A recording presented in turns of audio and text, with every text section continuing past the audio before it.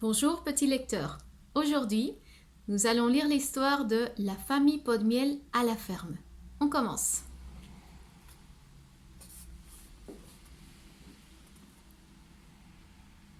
Dès que le réveil matin a sonné, les 3 oursons Pot de Miel ont sauté du lit pour partir visiter la ferme.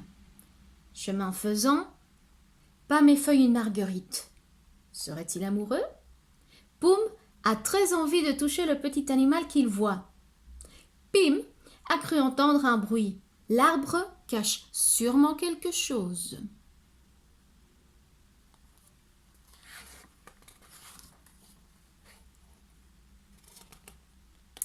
Le soleil brille. Devine qui accueille les oursons dans la cour de la ferme. Et à quel étrange oiseau Pim jette-t-il des graines? Ah, ce coquin Pam!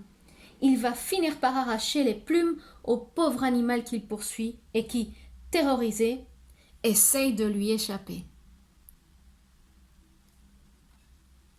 Poum s'étonne de voir un poussin si différent des autres. Mais soudain, c'est la panique. Perché sur un tracteur, le chef de la basse-cour se met à crier. « Gare à l'intrus derrière le grillage !» Surprise, une poule s'enfuit si vite qu'elle en oublie son œuf dans une brouette remplie de foin.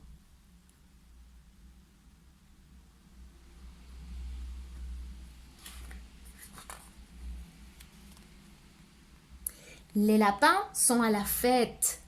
Pam leur distribue des carottes. Et il y a encore à manger dans le panier renversé. Sur la gouttière, un observateur attend son dîner, lui aussi, mais il n'a pas autant d'appétit que les amateurs de trèfle devant le cageot. Pam est si fière de remplir l'auge des cochons. Que vont-ils manger?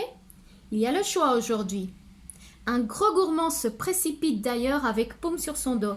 Sauf qui peut, s'affole la maman des oisons. Une bonne douche sera certainement nécessaire pour nettoyer Poum.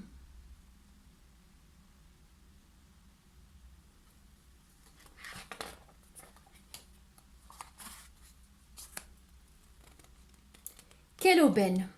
Le fermier possède plusieurs ruches. Les oursons adorent le miel des abeilles. Chargé de ramasser des pêches, Poum choisit soigneusement chaque fruit. Un ver de terre pourrait s'y cacher.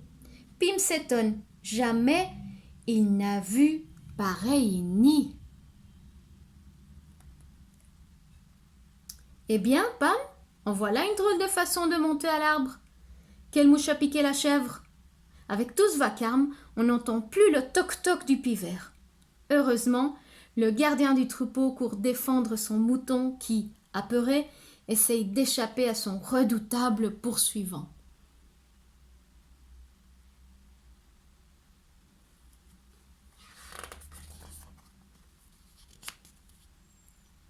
Pim cueille vite toutes les fleurs qu'il peut trouver, les bleues, les rouges. Les animaux s'empressent de quitter leur maison avant la moisson. En effet, la moissonneuse-batteuse va tout couper. Cette fois, le lièvre est si pressé qu'il n'attendra pas son ami, l'escargot. Pas un seul nuage. Aussi le fermier se dépêche-t-il de rentrer son blé. Poum a trouvé un moyen bien original de lui faire signe pour qu'il vienne goûter avec les oursons. Tiens, il y a un invité surprise sur la tarte.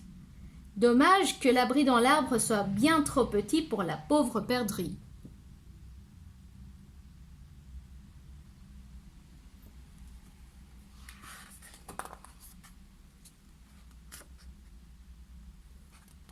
Avant de rentrer, il faut traire la vache. Le fermier est bien installé pour le faire. Et Pam a trouvé le récipient qu'il fallait pour remplir le bidon. Tring-ling, fait la vache en secouant la tête. Elle est contente car elle croit que Poum s'apprête à boire un grand bol de son lait. Mais non, ce n'est pas pour lui. Voyez plutôt qu'il attend impatiemment dans l'arbre. Dans le lointain, on entend sonner le clocher du village. C'est l'heure de la tétée pour le petit veau. Ah, si Pim avait su, jamais il ne serait monté sur l'âne. Mieux vaut toujours rester loin de ses sabots.